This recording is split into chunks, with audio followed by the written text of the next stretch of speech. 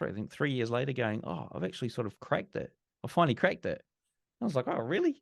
And so it turns out that he had cracked trading. It worked out how to do it, and he was profitable. 90% of the episode was around how the Illuminati is basically taking all your money in the markets. I passed prop firm challenges with it and did really well. And then it just sort of, it's almost like it just went off track. What's up, traders? Welcome to the Day Trading Show. My name is Austin Silver. I am your host. Today, I sit down with Cam Hawkins. Cam is the host of the Trading Nutt Podcast. A lot of you know Cam. He's interviewed some really popular traders on social media, but also some traders that you may never have heard of. So today, I asked Cam all about those interviews. We talk about AI, trading strategy, psychology. We talk about, like I said, the value from his interviews. There's a lot here. And Cam is a really good friend, a really good Kiwi from New Zealand that you guys are going to really, really love if you don't know Cam already. So enjoy today's episode. Make sure you're subscribed so you don't miss any of the future podcasts. Now enjoy my conversation with Cam.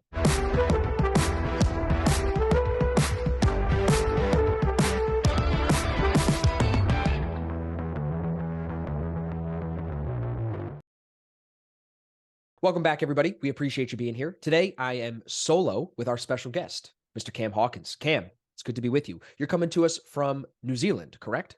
Yes, that's right. New Zealand, Wellington and New Zealand. Awesome. It is really good to speak with you. Cam is the host of the Trading Nutt Podcast. That's how a lot of you guys probably know Cam. But before we get into that, and I know that's a lot of what we're going to talk about today, Cam, and we're going to talk a little bit about markets, talk about everything else. Cam and I were just sharing earthquake stories. So today's podcast could go in a couple of different fun directions, and that's why I'm excited to have him here. Can you just catch everybody up, Cam, on maybe the two people that are living under a rock, catch them up on who you are, how you got into trading and the podcast and all that. Just a brief overview, 30,000 feet, Okay, cool. Well, look, so I got into trading years ago. It was probably the parent daddy effect.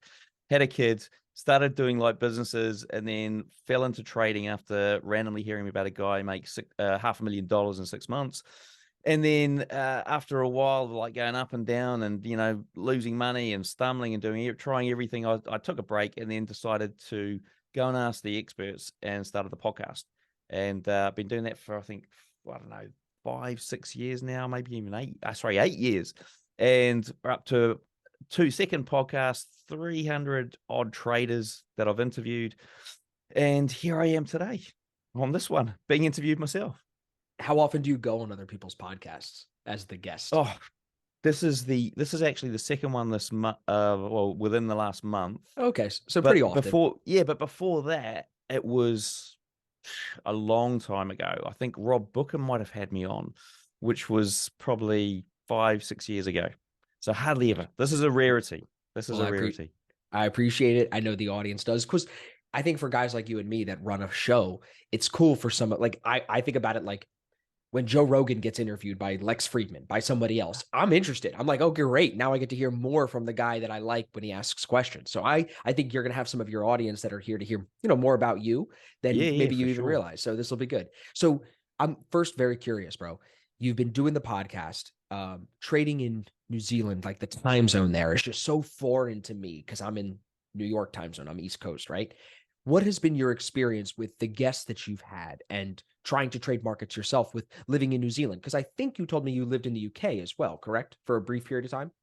Yeah, so I was in the UK for 7 years, but that was before I'd even found trading, and I was much younger. So you weren't trading there? Okay. Yeah. I was, and so I came back here, and I think it was probably like 2 years in, and then I had my first child, and sort of things went hectic from there, and I got into all sorts of stuff. So what was the first thing when you did that? Was it Forex? When that all happened, was it Forex? It was actually options. It was really? options, and you went with the most complicated thing first, basically. Exactly. What a crazy thing to do. And I ended up spending like I think 3 months studying this guy, Kim Riley, his name was, and it was recommended to me by the guy who made $500,000 in 6 months. Had recommended this dude, and I was like, okay, let's study what he's done. So I studied the course, and I studied it over and over again. And I believe it was Bollinger Bands and moving averages and stuff like that. And I ended up taking and it was a big investment, right? And it took me ages to open up a brokerage account back then. There was no internet sort of trading. It was like I had to get an account in Australia. I had to transfer money across to multiple banks to get the money into the account. Oh my gosh, bro. What year is this?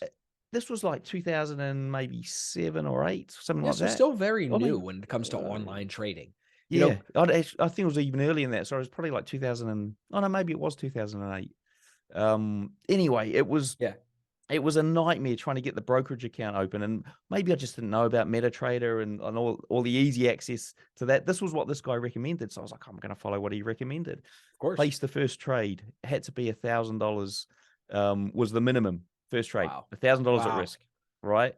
And so I was like, so I think I put $3,000 across, and I had 3 trades I could take. 30% risk. Let's see if we could get something. This is like when you're drunk at the casino and you're like, all right, I'm gonna sit down at a blackjack table for just one hand, and you get like a $25 bill. You know, you put 25, you get one hand, and if you win, you'll stay, and if you lose, you're done.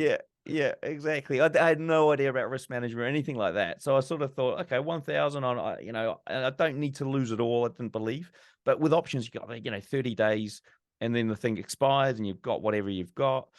And I ended up, you know, I finally did the analysis. I'd studied this thing over and over again. I was listening to an iPod, I think it was, and it had a little video thing on it. And he was actually just talking. He wasn't even going over charts. So there was very little charting in the way of what I was being taught. And I ended up placing the first trade. And I'll tell you what, the emotions were just all over the place. I don't even think it went into profit.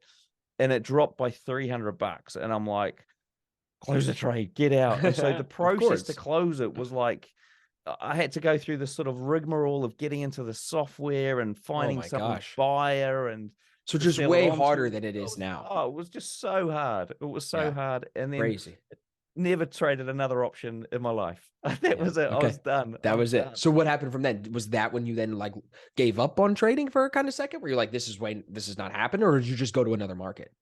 That's when I discovered all these other trading courses out there, and I was like, oh, what? There's so many trading courses out here, and I dove into those, and then I found trading robots, and I just got derailed, and I suppose I was a lazy trader. I never went into the charts for years, not until just very recently have I actually spent any time studying the charts. And that's been my detriment. Yeah, that literally has been my detriment for years and years. That's crazy. I know. I just never, because I went literally from options to seeing these courses, and then shiny object syndrome, robots, and I started buying commercial robots and trading those, and, you know, made some money in the time I did it, and then lost some money, and overall was probably about break even. But yeah, I was gonna say, what's the experience? Because people ask me that all the time, and I don't have any experience in bots or anything automated. I never met anybody. I don't know them yet today. If you're listening to this, reach out to me so I don't have to say this anymore. But I've never met anybody that is consistently using the same algorithm, the same robot, and making money year after year after year. And if they do that, they probably work at a hedge fund. Yeah, well, look, look, trust me, it's not easy. It's not easy to find a robot that has an edge. But once you find an edge, and I've found an edge myself, and funnily enough, I'll tell you where it's come from, because it's probably quite well known. It's an ICT edge, and I found an edge, and it's an ICT edge, and it works. But the question is, because you're not looking at every single trade, because of the way it trades is you're not looking at every single trade. You're kind of, in a way, wanting to keep the risk low enough because you're not confident that you're just, you know, hoping that the edge that you've found is going to carry on. And so with that, you know, it goes up and it goes down, and you never want to risk that much because you never sort of like, you haven't got that human element of confidence in it. That's what I sort of find is the detriment to trying to make something pay over the long term for a trading bot. But I mean, like we sit down together as my group. We've got guys in the what we call it the Robot Lab Live. We build out trading robots every week, and we put them to test and see if we can make them work. And, you know, we're making some inroads there, and we've got one that's looking pretty promising at this current moment, which is good to see. That's awesome. So how did you get into that? Really quick side tangent. Are you do you have a background in coding? Like, because to me, that is so foreign. That is like, Jesus, don't even try to ask me to do that, man. Oh, look, I mean, it's quite I suppose it's a long story, and let's try and keep it short, but I don't have a background in coding, but I've got a funny like mind I've got like sort of half creative, half logic, very balanced in that respect. And I ended up teaching myself how to build websites back in the day. So how did I do that? I had to pretend I was called Terry for a week. I went to a course that I got for free from the company I was with, but I had to You're pretend I was this guy, lying. Terry. No, seriously, I had to be. It's like they're like, let's do a roll call. Or Terry, is he here? Yeah, it's me. And Bro. I felt like I couldn't meet anyone there because I didn't want to say to them, my name's Terry, or what my real name was. You're like James Bond for a second here, bro. Yeah, it was, and I was like, so I did this course for a week, and I learned how to code a little bit of HTML, and from there. The way I got into bots was this guy said, I've got the strategy. And I'd found this thing called FX Streamer, this online tool, which looked pretty good for building out trading algos. And I was like, okay, well, let me just build this strategy for him and I'll learn how to use the software at the same time. So I did that and I was like, man, this is actually sort of, I really get how this thing works now. And it's a drag and drop editor. There's no coding required at all. And it's just an User friendly. algorithm, right? Yeah, it's Yeah. like true, false, yes or no, if Yeah. then kind of thing. And from there, I mean, I've been doing that for about 7 or 8 years as well.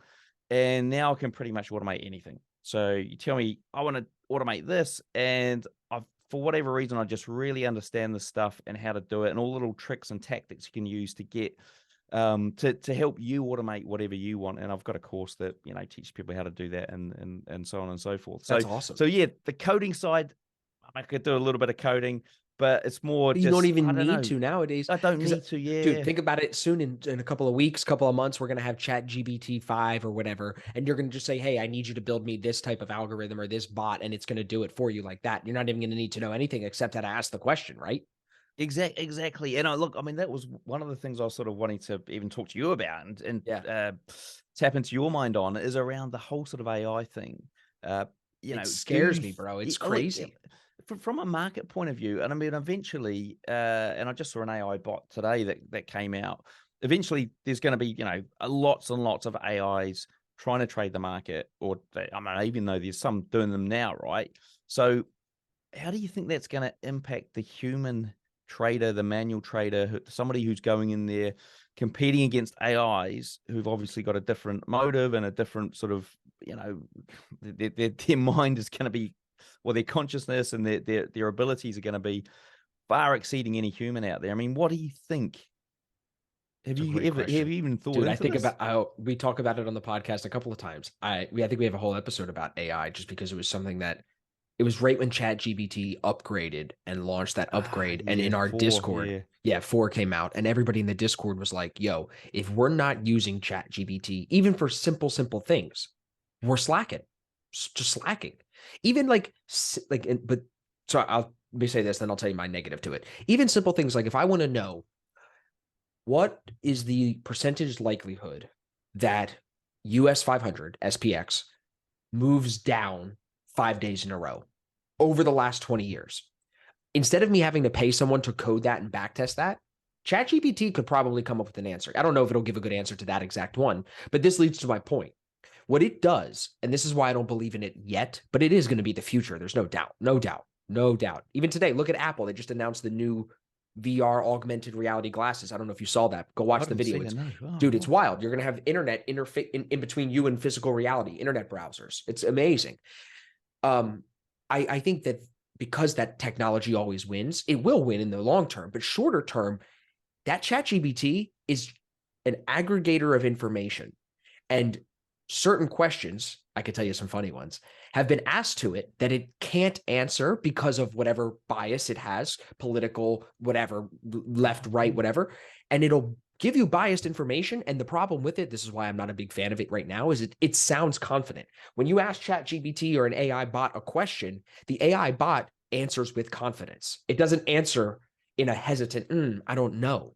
It might tell you, hey, I'm not programmed to answer this, which is, I don't know, but that's its only default. It doesn't have any discretion. And that's what I think you were saying a little bit about with the trading and why you like the charts now. The charts give you a little bit of discretion. So I think there's always going to be a place for the retail trader. And I'm curious to know what you think, but even now, look at how they came out with those 0 day to expiry options a few years ago. And they've become 25% of day traders that trade options are now using this specific new tool. So the big banks take retail traders' money every day, retail investor money every day. They're not going to put that out of business. That's a part of their business. They're not going to just shut that down. Even people don't know, years ago, I'm not going to say what year because I don't know statistically. You can ask ChatGPT, it might know. Years ago, some of these banks like Wells Fargo would make 30-40% of their yearly profit from foreign exchange transactions, from currency transactions, whether that's between companies that they're facilitating and or traders that are also trading. That's a big part of their profit. So I think people don't realize how much these big banks actually need us in the market to take advantage of us, in a way, to take advantage of the amateur. But what do you think about the chat GPT? Do you think that AI and everything is going to just take over and run the show here? Or do you think, humans will fight resistance like, what's his name, John Well, Connor in Terminator, right? yeah. Look, I mean, I don't know if you've read the book Homo Deus, I've but heard of it. I have not read it.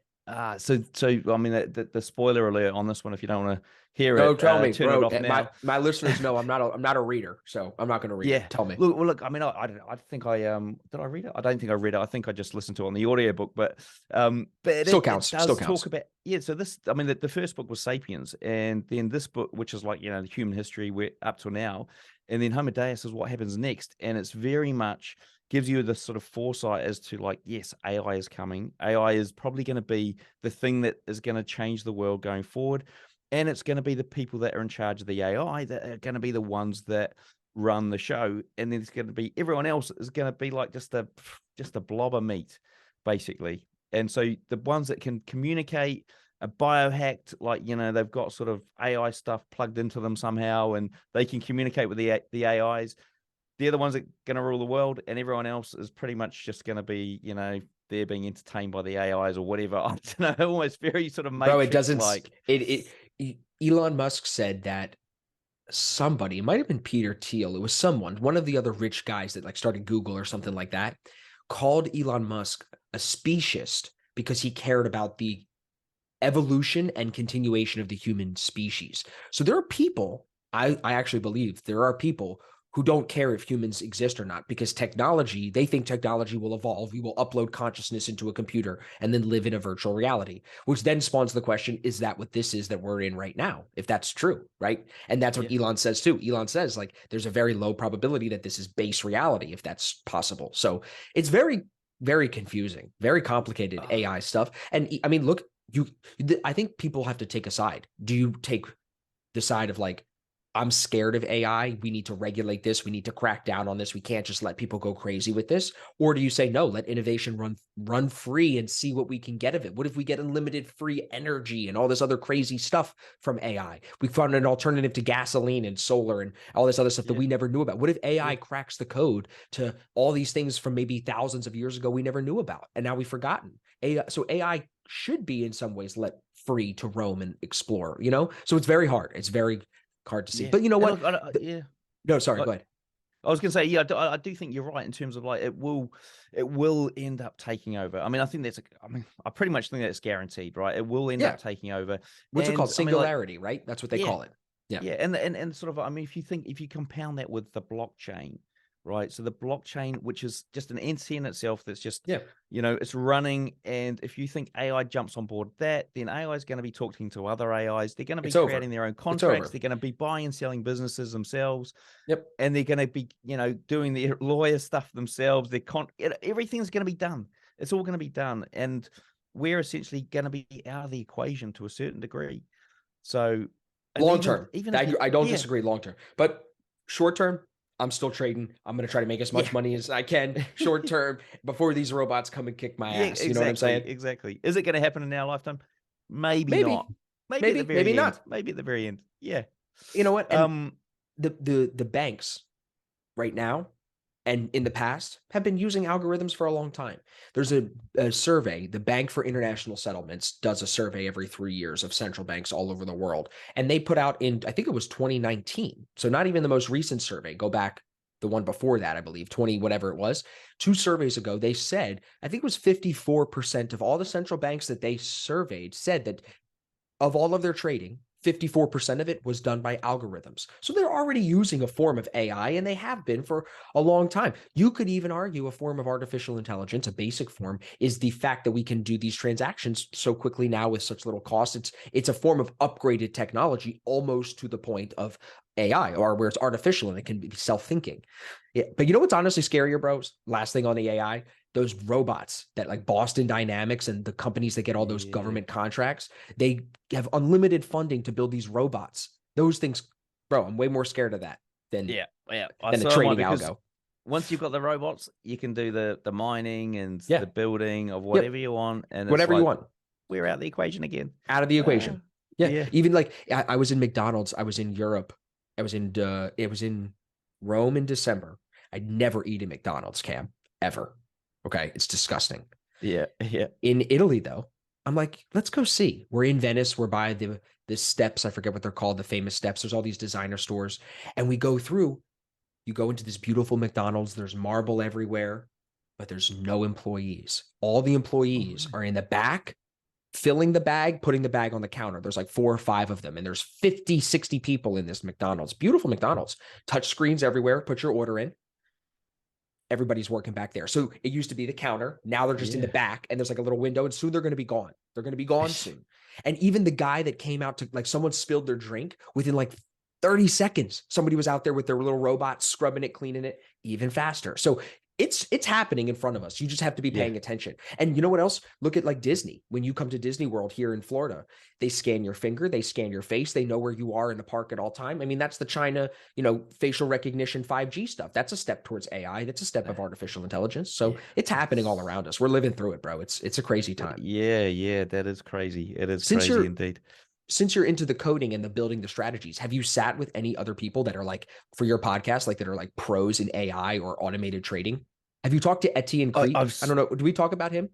No, I haven't spoken to him. I tried to get on do a podcast He's with big him. Into automated trading. He's one of the guys that didn't happen for some reason. Maybe it will in the future. Do you have anybody else that you've had on about? I've had plenty of guys on. I used to have them on quite a bit. I mean, like Kevin Davies, big. I've had Andrea Unger. I had a guy called Jared. What's his name? I can't remember his last name, but he was on the Transparent Trader. So there's a few guys that have come on. I find, funnily enough, that my audience tends to resonate with manual traders versus algo traders, and I'm not too sure. And I think it's just because of the hurdle of I don't want to learn to code, kind of thing. I think that's what it is. I think that's part of it for sure. Yeah, and I mean, one of my sort of theories here is that like the manual trader will do the back test over X number of years, well maybe not even that, X number of trades. And they'll go, okay, this strategy works. Then they'll trade the strategy and it will work. And the auto trader will do the same thing. They'll see that it worked over that period of time. And then they'll go back for another 5 years and go, well, it actually didn't work those 5 years. It only worked in that short period of time there. That the time that the manual trader happened to test. Manual trader trades it, does well, and then all of a sudden it falls off a cliff, as with the robot that you would have built that does the same sort of thing. So it's sort of like, in a way, the robot stuff kind of keeps you on the right side, but also stops you from diving in, which can, in a way, halt your progress a little bit. And what if you're under optimized? What if I'm like, you're correct if the strategy is built and deployed correctly, but if I'm under optimized, if the strategy isn't correct, won't the bot potentially just run me to zero, just take me all the way? Yeah, I suppose it will. Yeah, I suppose it will. But I mean, I suppose the other thing is that you need to think about is there's that discretionary part, and this is something I've always struggled with, is in the back test, right? If you're manually back testing, and I think we even tried to touch on it on your episode on my show. Yeah, we did. I was just thinking that. Yep. And I'm like even going through it now, like manually back testing a strategy, and this is the third attempt at trying to do it, right? The third attempt, because when I look at it and I actually go and I'll like, I'll trade London session. These days I'll trade London session, right? And I'll sit there for an hour, 2 hours, depending on the day. And I'll go through and I'll trade London session, and I'll look at the trades, and then I'll go back and go, okay, well, would I have taken this trade in the back test? And then, I missed this little thing, or I didn't see it in the back test because 100%. The setup, I saw it in the live, but I didn't see it in the back test. Why is that? 100%.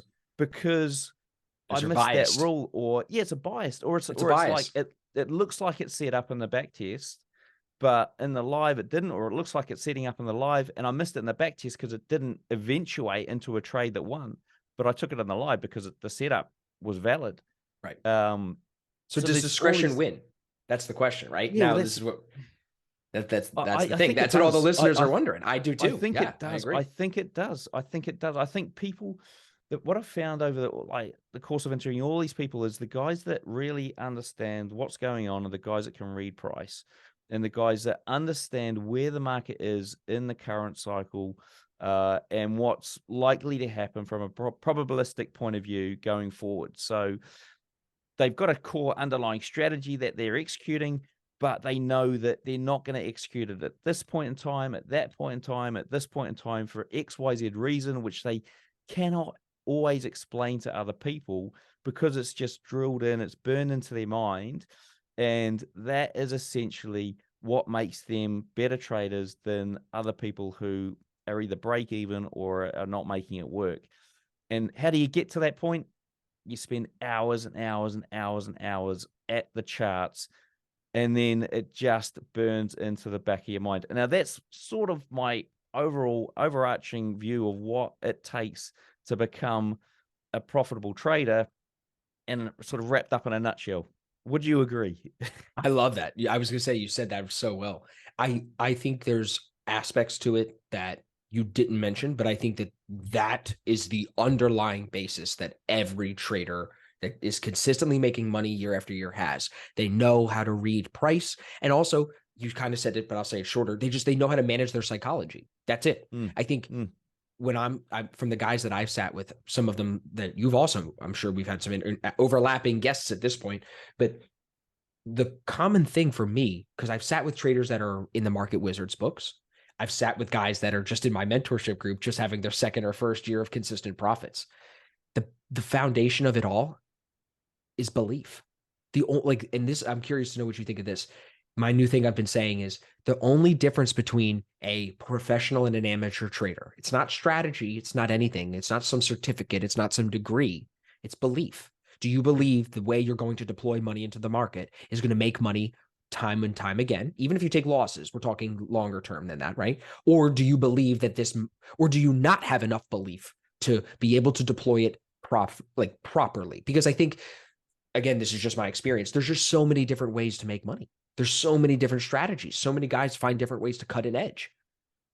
Okay, it's clearly not that one strategy rules them all. It's a set of psychological beliefs that transcend any strategy that allow you to plug into any strategy and trade it well if you have these set of beliefs. And I think, that underlying belief of I am a professional, I follow rules, I don't break certain rules, that is a belief system that is underlying, and I think all traders' success. But I'm curious to think, are there other characteristics that you've come across in some of your interviews that are common, that like stand out? Like the best traders, do they stay up all night and smoke a vape and drink alcohol? Probably not. They probably sleep well and have a very stress-free life, right? Oh yeah, look, I mean, I think, I mean, I completely agree around the belief thing, and I've thought that in the past, and probably haven't really sort of brought it to the forefront. But like, I mean, I often find with myself, if I'm going to trade a strategy, and if it's a new strategy I haven't traded before, and I do the testing, I go ahead and trade it, and 9 times out of 10, the first week will be profitable, like high win rate, good everything, making money. And then for whatever reason, the weekend hits, and then the next week, I'll screw it. And it's a belief thing, right? Because at that point, the first week, I've got the belief. The second week, the belief's wavering because I'm like going, well, hang on a sec, that's been a good week. Well, how can I replicate that again? And so all of a sudden the beliefs, and this is an issue I've got, I think personally, around the manual trading, and because I've seen it happen so many times. It's just ridiculous how many times it has happened for me. First week, great, rest of it, rubbish. And then eventually I'm like, I don't think the strategy works. And then I move on to another one. But like other things that people, well, and one thing I can probably honestly say is that all the little hacks and mindset hacks and tips and tricks that I hear on the show over the years, I mean, I've implemented a lot of them into my life, and some of them are great just from a mindset point of view and keeping you, on the right even keel and stuff. Will they fix your trading? I don't think so. I don't think individually they won't. I think you need to combine it with the fact that you're going to dedicate a large proportion of your life to the charts and to the market.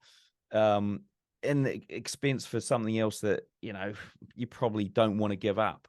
Another sort of theory I had was on the guys that are younger and that they start, you've got the internet now, which makes things a lot easier to get from, your learning curve is going to be quicker. You've got so much more resources. Absolutely. resources at your fingertips.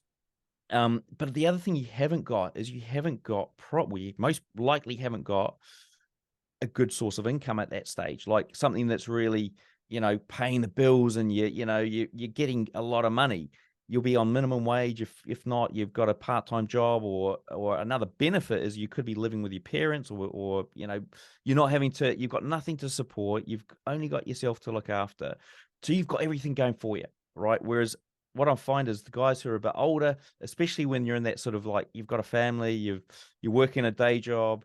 Don't say it's too late for them. Don't say it's too late. I'm not saying it's not saying too late. I'm just kidding. It's just difficult. It's just more difficult. Definitely, everybody's agreeing with you. You're not lying. I just have to make a joke. Yeah. You're so right, bro. Responsibilities, right? Like kids, job, things, bills. And then it's like, so you're going to say, I'm going to give up, 2 hours to do back testing. Right. No, I'm just going to spend time with my kid. I've just worked 8 hours, and I've done like 2 hours of commuting or whatever during the day. So 10 hours of my day's done, and I'm going to give it 2 hours, testing. And I'm not going to make any money from it. No way. Probably for another year and a half, maybe 2 years. People aren't going to do that.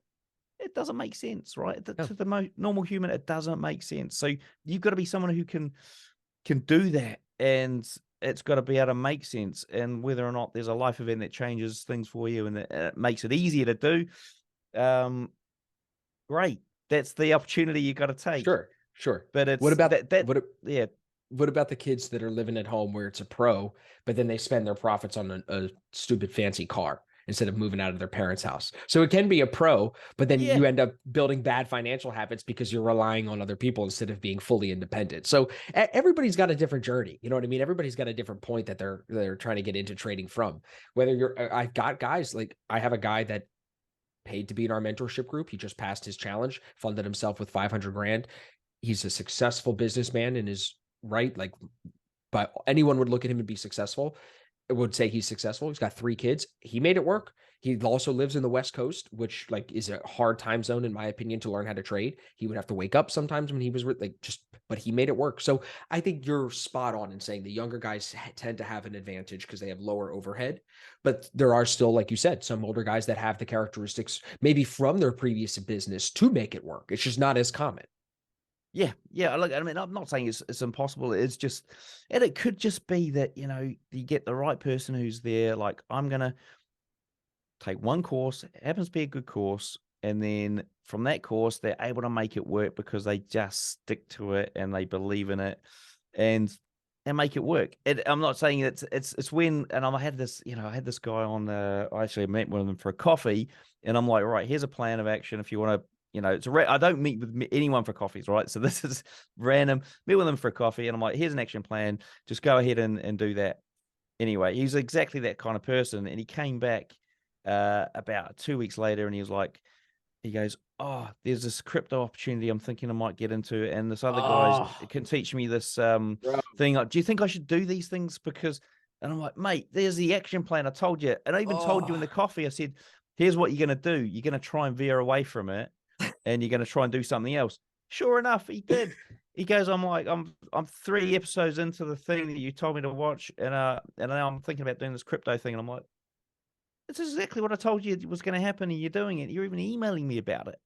And I replied back to him with a sort of kind of harsh email, and I think I'm going to end up seeing him in the gym at some point and he's going to be like looking at me like, is this guy upset with me or what? So I don't know. Anyway, that's sort of but that's so typical. I mean, it is typical. When we have our mentorship group, I have guys like that, bro.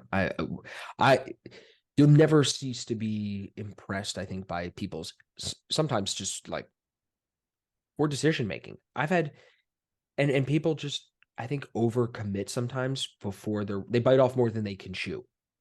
And that's my experience sometimes with the mentorship group, like people saying they can do something, saying they can commit to something, and then realizing that maybe they just don't have the time or they don't have the discipline to do it, Yeah. Look, I mean, and I think, time and discipline is a key thing. I mean, one of the things that I think I didn't realize for a long time was routine was was part of it. So getting into that Why? routine, finding, why is that? Why? Why did I not understand, or why, sorry, why did I Yeah, not like realize, or why is why it? did you not realize that routine was important? I don't know. I don't know. For what I think, Every because motivational guy tells you wake up, take an ice bath, get it going. Like, what do you know? Come on, so you knew routine in terms of yeah, routine in you knew terms of it, routine yeah, was trading important. routine. Yeah. So I've got lots of routines, but in terms of like, this is the time that I'm gonna allocate to the market, or I'm going to be able to fit it into my routine to do the trading. And I Got it. think a lot of back in the day, I had a lot of excuses when I look back and be honest with myself of I'm in New Zealand. I can't trade because I'm not around when the market really moves. I'm asleep. And so that was my big excuse. And then I realized after like many years, well, there's the London Open. Why can't I trade that? That's like my evening. Oh, are you stupid? I There's was also swing literally, trading. yeah, exactly. The swing trading, or like I And could, now there's crypto that doesn't even crypto moves the best in your time of day sometimes. yeah. So I mean, like, and I was working a job, so that was the excuse as well. And it's like, well, I didn't want to get up early, and I didn't want to stay up late, and all this sort of stuff crept in. I mean, on top of that, I was running a podcast, and I like doing all that sort of stuff, which is No, going to take time dude, anyway. it's But hard to run a business and be a trader. Like it is hard. It's not easy. I think people think guys like we do it for fun. It's not just for fun. It's difficult to like I've had a couple of people on my show and I would agree with it myself. I think I'd be a better trader if I only traded. If I never had started the business and yeah, done the coaching and everything else, more time to just my trading, I probably would have made more money already from my trading. I think that that's probably true. I yeah. want to ask you a question though, really quick, Cam. I want to kind of pivot in a fun direction here. With all of the guests that you've had, I'm curious because I'm sure some of our listeners want to know some of the more interesting or outrageous stories that you've had. Can you think of one off the top of your head that you could share with us? Maybe one of the guys you had on who lost a ton of money and clawed it back. Maybe some crazy story about whatever. Anything outrageous that comes to mind? I mean, the first thing that comes to mind is a guy who was on the show. Actually, he's been on for years. His name's Andre Stewart, and he came on as like a struggling trader. I did this thing where I had like 5 traders come on and get taught by a guy who was a professional trader, Okay. and we followed them across 3 weeks, and he was going to sort of turn them all around. And so I had this guy on, and he was like, struggling trader, and nothing really came of it. He didn't make money from it or whatever. Anyway, long story short, he then messages me like a few years later, I think 3 years later, going, "Oh, I've actually sort of cracked it. I finally cracked it." I was like, "Oh, really?" And so it turns out that he had cracked trading. He worked out how to do it, and he was profitable. He said he was like paying the bills at home, but he wasn't, making lots of money. And this was before prop firms and that. Anyway, long story short, later on I interviewed him. I've had him on a few times, and he told me the story where like the sort of turning point or tipping point from him, and he'd like lost, he went into a bit of a losing streak, and then he's like walking around this house by himself going, what on earth is wrong with me? What is wrong with me? And then he's like, saw this $20 note on his desk, and he's like, it's you, it's you, it's effing you.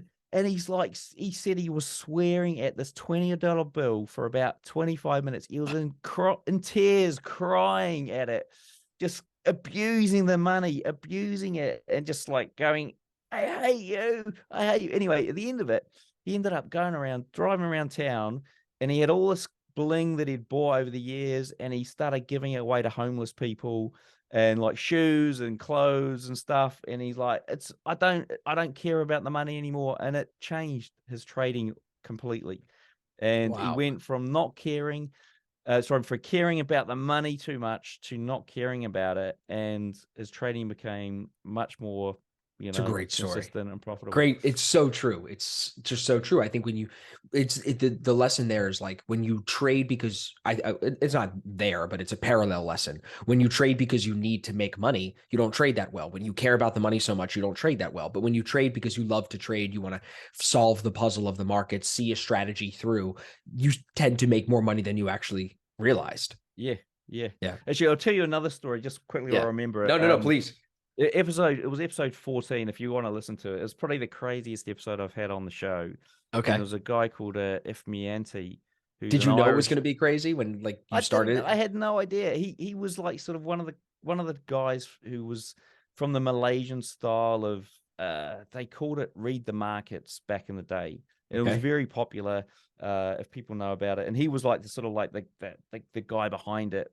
Okay. And the whole episode was all about the Illuminati and how they, or the people, he didn't really, the Rothschilds, whatever you want to call them, how they controlled everything. And it was all about how the market's been controlled by these, the eye or whatever you want to call it.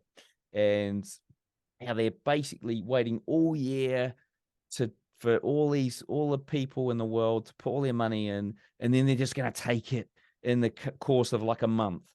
And he said it happens over and over again. He goes, I'll only take like 2 or 3 trades a year, but the trades he takes are like, one, I think it was like 1 to 1,000 R or something like that, or 200 R.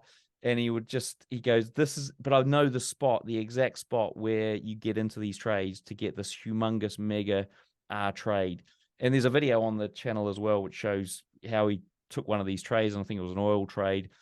And really it's just compression of price going up in a direction to a point, and then it just drops. And I know that there's a lot of Malaysian guys who trade this kind of style, and they do make a lot of money on it, and they can either make it with one big position, or some people put like a big position in at the start or biggish, and then scale in with lots of smaller positions down to this, the supply level or demand level, and price either goes back up or it carries on down.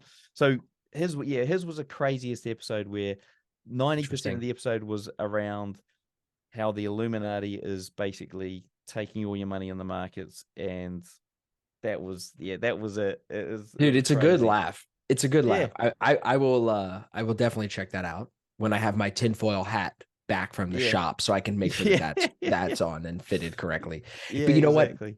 People have funny things, bro. I'll tell you. I had a girl. It's on YouTube still. I interviewed Tom Basso, and it all started after I interviewed Tom Basso. I've never had, you can still, to this day, you can search Austin Silver scam, ASFX scam. I don't have any videos except from this one girl.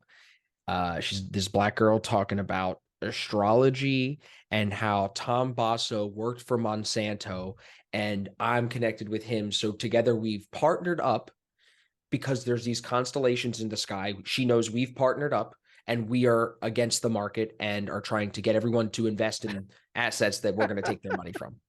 And she goes in, like, if you listen to the video, she's talking about how, like, if I would just use Sagittarius in the sky and I would know which way to trade better. And like, she's just going on and on and on about astrology impacting charts. And the comments are not pleasant because I showed it to my community and my community had her ass. And Really? hundreds of comments. Almost at one point, I think the video had like 3,000 views, 4,000. It still doesn't have very many views, but there was more comments than views. Seriously? 100. Yeah. Oh, And but I think it's because people nowadays are getting are waking up to the fact that anybody can make a YouTube video. Anybody can say anything. When people are allowed to do that, misinformation spreads. Then there's, at the same time as that, there's good people making good content and good information. And as that gets pushed out and repeated, that will stick in people's mind too. The good information will also stick. So then more good information continues to spread. People get smarter over time. We all evolve. There's people that have really become aware of what like a trading strategy is and like what a system is, being systematic and rules-based. And now people can watch YouTube videos very quickly and be like, this guy does not know what he's like. I've had guests that I've pulled their episode because I sit there with the screen share with them and I'm like, bro, I think you have to do a little bit more learning. You don't know what you're talking about. Like there's people that don't know what they're saying. And then, like I said, on the flip side, there's people that are putting out the right information. So you just have to have discretion in that, just like we talked about earlier, and critical thinking. Like, is there actual merit to what these people are saying, you know? And like that guy with his strategy of compression and whatever justification, just like ICT, you mentioned ICT, like whatever justification these people want to make to whatever the market is doing, the Rothschilds are doing it, ICT is doing it, this guy's, whatever you want to say, That's your belief system. And what did we say at the beginning of the podcast? Everything in trading is based on your belief system. So if you believe that there is an Illuminati out there to take your money on the other side of the market, that is everything you do will look to point that piece of information, confirmation bias. You will look to confirm that. All of us would do that. That's what humans do.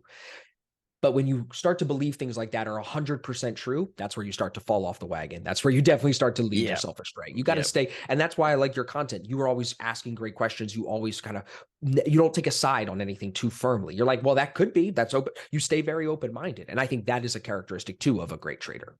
Yeah. Yeah. Look, I think, I do sometimes wish that, people would see that as well and go, you can't just be so narrow-minded. You've got to be open-minded. You've got to let people give their opinion. You've got to then assess it and make it your own. And I think making it your own is probably one of the other big things that really help you as a trader. Yeah, because you own it. You take ownership. Yeah, you've got to own it. Yeah, if you don't own it, if somebody just gives you it and then you don't actually own it, i.e. it's just been given to you, well, you didn't do anything for it, i.e. okay, you might have bought a course or whatever, but you then got to own that. If you don't own it, you're always going to struggle with it because you haven't made it your own. And when I say make it your own, I don't mean like completely reinvent it and go, well, I'll just take like, a little smidgen of it.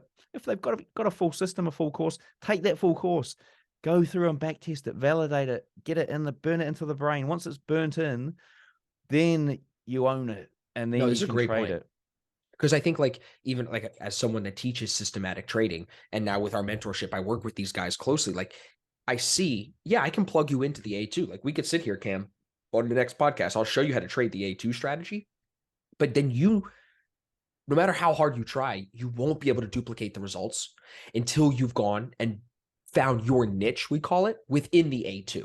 There's variations of this strategy, this entry signal. It's the same rules, same stop loss, same entry signal, same take profit. All that's the same. The rules are the standard, but how you apply those rules to this entry versus this, like why are you in this one and not that one? That's your niche. Why are you in Bitcoin, not SPX? That's where your entry and your niche, you know what I mean? So I think everyone has to figure out like that system, like you said, and then niching it down to what do you do best? And that we keep coming back to beliefs today. I feel like the beliefs is the underlying theme of our conversation. Yeah. Look, I agree. I completely agree. I mean, the other thing, sort of going back to what you were saying around the, we're sort of talking about routine and getting into a routine and making something a routine. Yeah. I think that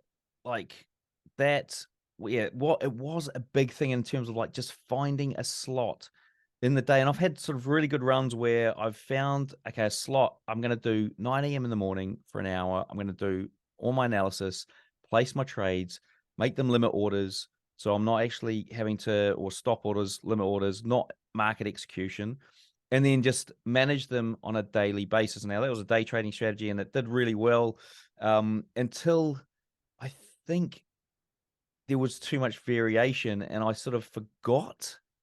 I hate to say it, I kind of forgot what I was doing. Really? Like the rules got too vague because I was doing the multi-time frames. There was too many rules. But I did manage, I passed prop firm challenges with it and did really well. And then it just sort of, it's almost like it just went off track. It kind of went off track. And I've had that a couple of times. And I don't know if you've got any insight into like how, if that's happening with the other people where they've got a strategy and then it's kind of sort of veers, like little things creep in and it's like a golf shot, starts to hook. No, 100%. Like for example, the A2 strategy comes in different variations because of the indicators I have on the chart. At one point, the in trend, what we would define as full trend, EMAs are in trend with the sentiment indicator we use. They're both confirming a downtrend. That's a full trend A2 if it presents in that type of an environment versus a choppier EMA and sentiment environment. That's not a full trend. That's a counter trend or a reversal potentially. We've seen now when we ran the first set of back testing that it was more profitable to trade in trend. Now that was 2022. What was the trend? Down. SPX, Bitcoin, everything down 2022. So now as we've moved into 2023 and markets have kind of gone sideways, if not started to rise since October, now we're seeing the counter trend signals start to perform better. So even within your strategy, different variations of the same entry signal, even the same signal with different variation will perform differently in different market conditions. So your strategy might not be wrong or broken. It might be the wrong asset, the wrong time of day, or the wrong time in the cycle. That's all. So this is what, for me, this is what we tweaked. I was trading a breakout strategy, which is still the thing, the A1. But we started to break down the A1 and say, well, what would be a better entry price? And that led us to the A2, which we then paid this guy to code and we back tested it. And it proved to be 60% of a win rate at 1-to-1 risk reward. So right there, that's profitable. We're making money if we plug into that. So with that real automated back testing, like we talked about manual back testing today, that real automated testing, that really solidified to me, okay, this works. Now that we just have to find the variations that work. And like you can take a 60% win rate strategy and bump your personal win rate. Mine is 86% since last June. So you could take a 60% and turn it into an 85 with just a little bit of practice and discretion. Like you said, a lot of hard work. Like I have 542 markups. I track every single one of them in this sheet. It does all this summarizing for me. It's part of our mentorship thing. Who else has, we're in June. It's like 100 markups a month. I think a lot of guys think they're doing, but if you saw mine with text and how repeat they are the same entries, not many people have that, but that's what I know I like to do to make me see how is the strategy changing. So for you, like I would just say, don't bail on the strategy. See if there's a better market, a better time of day, or maybe it's just a time in the cycle to put that entry signal aside and move into a different entry. And then when breakouts work again, I'm going back to the A1 100%. But right now, breakouts have not been working and breakouts were not working for me at the beginning of the year. So you have to adjust. I would just want to say one other thing, like just on this, was something that happened to me, and I don't know why. That's the problem, is I can't really put my finger on why it happened. But when I used to trade like manually, I'd put a trade on, and no word of a lie, my heart would start going. Of course, the emotions, like I would be feeling tense and. All of a sudden, I'd be uptight. The heart's going. Why? What are you nervous about? Well, exactly. At that point, I know what you're nervous about. Yeah, uncertainty of you're not confident in your strategy. Yeah, exactly. I'm not confident. Yeah, it wasn't confident. Yeah, exactly. If you're confident, like look at Tiger Woods. Study the greats, bro. Tiger Woods doesn't get up there with shaky hands. He knows he's going to whack that ball exactly where it needs to go. And in his mind, he doesn't even think, if I screw it up, I'll just do it again or fix it and make it better next time. No, if that happens, of course, that's what he's going to do. He doesn't need to think about that. Don't even think about the fucking opposite there. You just think, I am most confident. I know my process. So like when I tell the guys that I'm coaching them, and then they tell me they have hesitation issues on execution or things like that, I tell them more markups. Mark up that entry signal 1,000,000 times. You will be more confident in it as you train your stupid human eyes to see it more. You'll believe in it more because you see it more. I think too many traders like try to feel their way around, even if they have a strategy. They don't actually practice it every day. And how many times, like you've said it already, you give a trader a strategy and he does the opposite. So I think actually following the plan of being like a professional trader means plugging into a system, following rules. And in that, I think you've probably seen this in your other guests. The guys that are confident and that have data that backs that confidence, they're untouchable. You could take their money away. They'll go get funded again. They'll go round up money. They have a track record that's going to show they can round up money. So it's like that. I think that's the essence of professional trading. It's not to know everything. It's not to know all the strategies or how all the indicators work or how all assets move. It's how do you apply a couple of strategies to a couple of markets with big money and make good returns, realistic returns too. Yeah, because all of a sudden it just stopped, right? For whatever reason, this emotional thing just stopped, and I'm like, I take a trade now, and I don't have that emotion, and that I think is part of a disconnect from money, part of a disconnect from everything. Bro, it's sort 100%. of like, and it's funny you mentioned that, like around the doing thousands of markups or hundreds of markups and stuff, and having that confidence. There's a couple of episodes on my show which didn't get a lot of traction. But they talk about that, and the best ones never do, bro. Yeah, they never do, and it's the like, Illuminati guy will get a lot of views because people want to hear about it because they like it. But it's like the guy that'll actually teach you a strategy. He's gonna get. That's why. I mean, that's my life, bro. Welcome to my life. Yeah, like I mean, if you guys want to go and check it out, it's Cass Darman and Tyler Malone. And I think it's their second episode, not their first ones, but their second ones that they came on, and they actually talk about this. And they got like hardly any traction. We have to check that one out. We got to check that one out. But the people who did, and I heard from Tyler yesterday, actually. He goes, man, the feedback on this, like from the people, he goes, I know it didn't get a lot of views, but damn, the feedback I've got through my Instagram. Even my mentor, who is not like public anywhere, he listened to it and he said, that's a great episode. And he's been trading for he's like done 25,000 hours at the charts. I don't know how many That probably years, felt but good. yeah. So he's like, and I'm like, why is nobody looking at this episode? it's like gold. Now, hopefully our listeners that sat all the way through with us, they'll go check it out. But listen, Cam, this has been incredible, bro. It's always really good to chat with you. I have to first thank you for having me on your show. I appreciate you for coming on here. I know my audience does. I know we hopefully introduced some new people to you, and hopefully for your audience that was here, we talked about some topics that maybe they haven't heard you speak on in a little while, or maybe at all. So I'm sure that there's some value here for every trader. Before we go, you've mentioned some episodes. Where's the best place to get a hold of you and to find the podcast? Is it Twitter, Instagram? Can you tell everybody where to find that? Probably best to go to just tradingnut.com. Okay. All the links are on through there, or you'll find me on YouTube, Trading Nut, Cam Hawkins, that kind of thing. But hey, look, Austin, it's been a pleasure having you on my show and coming on here as well and sharing stuff that I don't really get a chance to talk about on my show. That's what I like to do, bro. So, I keep it casual. I like to have, come on, you're hanging out with the guy with the beard and the tie-dye shirt, bro. We're not going to be too stuffy. You know what I'm saying? We're going to bring out the Rothschilds and the tinfoil hats a little bit. Hopefully YouTube doesn't cancel us just because we mentioned the Illuminati. Yeah, you know, geez, hopefully don't do me like that, Cam. This is your first time like that. No, but this has been great. So for the audience, make sure you connect with Cam, Trading Nut. The links are down below. We want you to subscribe and stay up to date with that. Cam will have my episode out, I'm sure, very soon, as I'm going to have this out for our audience as well. We appreciate you guys listening all the way through. Make sure you're subscribed so you don't miss any future episodes, and we'll see you guys in the next one. Thanks, everybody.